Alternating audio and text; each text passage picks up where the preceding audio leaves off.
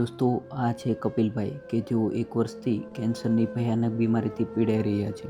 દોસ્તો, કપિલભાઈના પરિવારની વાત કરીએ તો 1.5 વર્ષના જુડવા દીકરો-દીકરી અને પત્ની છે અને સાથે સાથે કેન્સરની ભયાનક બીમારીના કારણે ઘરમાં આર્થિક તંગીનો સામનો કરી રહ્યા છે. હાલમાં દોસ્તો એમ કહી શકાય ને કે બીમારીના કારણે ઘરમાં ખાવા માટે અન્ન નથી, પહેરવા માટે કપડાં નથી અને સાથે સાથે લાઇટ બિલ અને ભાડું ભરવાની સગવડ નથી. તો તમને બધાને જ અપીલ કરીશ કે તમારાથી બનતો સપોર્ટ કરજો અને સાથે સાથે વિડીયોને વધારેમાં વધારે લોકો સુધી શેર કરજો, જેમના લીધે આ 1.5 વર્ષના માસૂમ દીકરા દીકરીને એમના પિતાને ગુમાવવાનો વારો નહીં આવે. તો બસ વિડીયોને શેર કરજો અને એપિસોડને છેલ્લે સુધી જોજો. કેમ રડો છો બેન?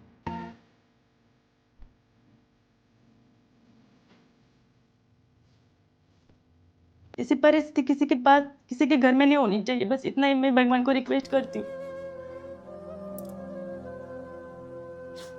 पहले बहुत हारू था बट बच्चे થઈ गए.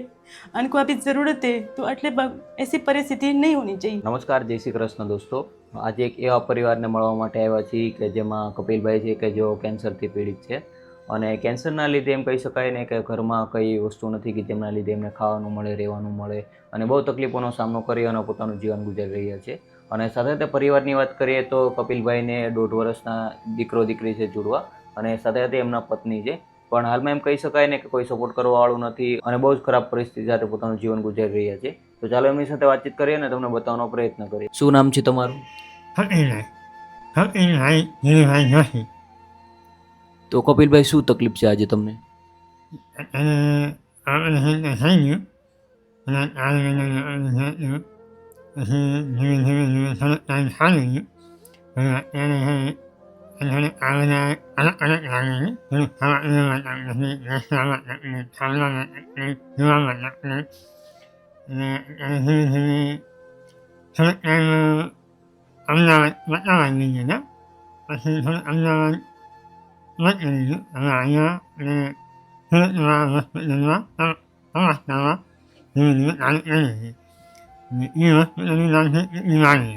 દોસ્તો, જોઈ શકો છો કે કપિલભાઈ જે બોલે છે એ સમજાશે નહીં, કારણ કે વિડીયોમાં જો એ પ્રમાણે એમનું કેન્સરના લીધે મોઢાનો એક ભાગ જ કે જે કાઢી નાખવામાં આવ્યો છે અને એ જે ભાષામાં બોલે છે એમાં એવું કહેવા માગે છે કે આજે કેન્સરના લીધે કંઈ ખવાતું નથી, ખાઈએ તો એમ કહેવાય ને કે મગજ દુખે, મોઢું દુખે અને હાલમાં તમે એમની કન્ડિશન જોઈ શકો છો કે કેવી રીતે પોતાનો જીવન ગુજારો કરી રહ્યા છે. તો ચાલો એમના વિશે વધારે જાણવાનો પ્રયત્ન કરીએ અને જાણીએ કે આ કેન્સર કઈ રીતે થયું, આજે ઘરમાં કઈ એવી પરિસ્થિતિનો સામનો કરે છે, શું શું તકલીફ પડે છે. તો ચાલો તમને બતાવવાનો પ્રયત્ન કરીએ. બેન, શું નામ છે તમારું? મારું નામ કલ્પનાબેન કપિલભાઈ જોશી. કલ્પનાબેન. હા. તો બેન, શું તકલીફ છે આજે મારા ભાઈને?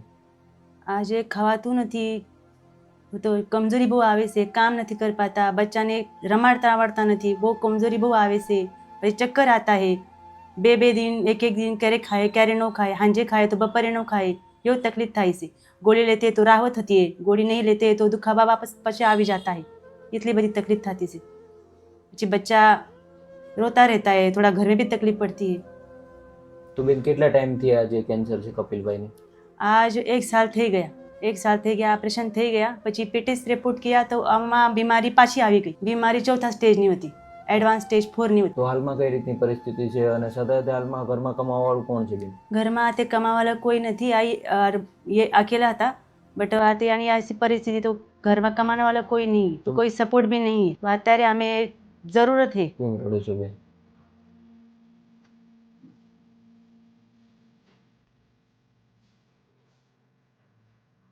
ऐसी परिस्थिति किसी के पास किसी के घर में नहीं होनी चाहिए. बस इतना ही मैं भगवान को रिक्वेस्ट करती हूँ. पहले बहुत हारू था बट बच्चे થઈ गए. उनको अभी ज़रूरत है तो ऐसी परिस्थिति नहीं होनी चाहिए. અઘરું થઈ જાય. આજે નાના દીકરાઓ છે, સાથે ઘરમાં કમાવાવાળું કોઈ નથી, બધી જવાબદારી તમારા ઉપર છે તો બહુ તકલીફ પડતી. સાથે સાથે બેન, દવાખાનામાં કેટલો ખર્ચો આવ્યો છે અને હાલમાં કેટલી તકલીફ પડે છે દવાખાનામાં? तो दवाखानाમાં તો ऑपरेशन तो फ्री में થઈ ગઈ प्रधानमंत्री कार्ड में, बट दवा ये सब बाहर का जो खर्चा है वो एમાં પૈસા લાગે. 1 મહિનાની દવાની 2,000 3,000 ના ખર્ચા થઈ જાય છે. अठवाडिये में 2 बार जाऊँ पड़े, 2-3 बार. डॉक्टर 15-15 दिन में बुलाते हैं. दवा ना खर्चा है. अभी पीटी स्कैन के लिए अभी आगे रिपोर्ट करवाना है. બેન, પરિવારમાં કોઈ સપોર્ટ નથી કરતો આજે? परिवार में हमारा परिवार में भी थोड़ा जेम तेम ही है. मेरे पापा है, मम्मी है, भाई है. भाई का भी वो धुले रहते हैं गुजरात में बाहर. તો અહીંયા કોઈ સપોર્ટ નથી કરતું કપિલભાઈને આજે? કેન્સરને નહીં. કેટલો સમય થઈ ગયો છે બેન? कैंसर ने 1 साल થઈ ગયા, એક વર્ષ? मतलब अभी 1 साल થઈ जाएगा अगस्त में, 8-9 महीना થઈ ગયા, હમ હમ. 8-9 महीना થઈ ગયા. अगस्त में ऑपरेशन થયા હતા 2025 में. પછી રેડિયેશન કીમો ડિસેમ્બર में પૂરા થઈ ગયા હતા. પછી જનવરી में રિપોર્ટ किया ત્યારે ખબર પડી કે બીમારી ગઈ નહીં, બીમારી પાછી આવી ગઈ. ઓહ. એવું થઈ ગયા. પહેલે ગાંઠ બળી હતી, અત્યારે થોડી નાની છે, પાછી ગાંઠ આવેલી છે? પાછી ગાંઠ આવી છે. પહેલે ઉપરથી આવી નીચે છે. તો હાલમાં ઘર ચલાવવામાં શું શું તકલીફ પડે જણાવજો, જેના કારણે આપણો વિડીયો જે લોકો જોઈ રહ્યા છે એમને અપીલ કરી કે આવનારા સમયમાં દવાખાનામાં સપોર્ટ કરે અને સાથે સાથે ઘરમાં સપોર્ટ કરે. તો શું શું તકલીફ છે જણાવજો બેન. अभी घर में एक टाइम में खावानो नहीं, बच्चा भी भात 2 टाइम भात ही खाते हैं, रोटली तो बनती नहीं है.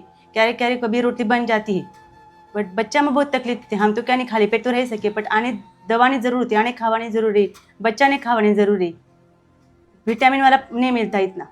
બેન ઘરમાં શું શું તકલીફ પડે છે આજે જણાવજો.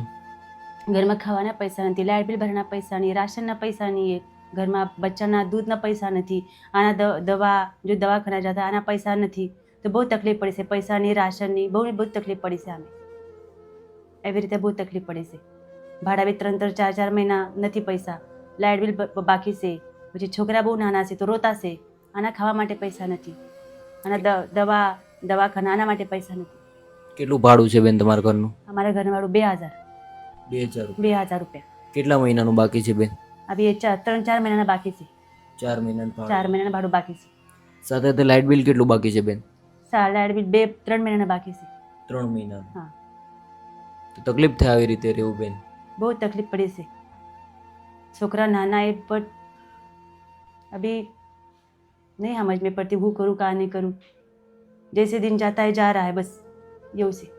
તકલીફ વધે છે પણ કમ નહીં થતી તકલીફ. નાના બેન સમજી શકો કે આવી પરિસ્થિતિ સાથે જીવન ગુજારો કરવો, સાથે સાથે તમારા ઘરે એવું દવાખાનું છે તો સમજી શકો કે અઘરું થઈ જાય આવી રીતે, અને બધું જવાબદારી તમારી માથે જ આજે. નાના બેન ચિંતા નહીં કરો, આપણો વિડીયો જે પણ લોકો જોઈ રહ્યા છે બધાને જ અપીલ કરશું જેમના લીધે આવનારા સમયમાં એમનાથી જે પણ થાય બનતો સપોર્ટ કરશે. દોસ્તો જોઈ શકો છો કે કેવી પરિસ્થિતિ છે. બસ વધારે તો કંઈ કહેવા નથી માગતો. નીચે હેલ્પલાઇન નંબર આપેલો છે, અમારો કોન્ટેક્ટ કરો. આપણે બધા જ સાથે મળી અને લાઇટ બિલ છે, ભાડું છે, એમનું રાશન છે અને દીકરાઓને જે પણ તકલીફ પડે એ એમનો દૂર કરવાનો પ્રયત્ન કરશું. તો બસ તમારાથી બનતો સપોર્ટ કરજો અને તે હેલ્પલાઇન નંબર આપેલો છે. મળીએ એક નવા વિડીયોમાં નવી વ્યક્તિ સાથે, નવી સાથે, નવા વિચાર સાથે. જય હિન્દ, જય ભારત.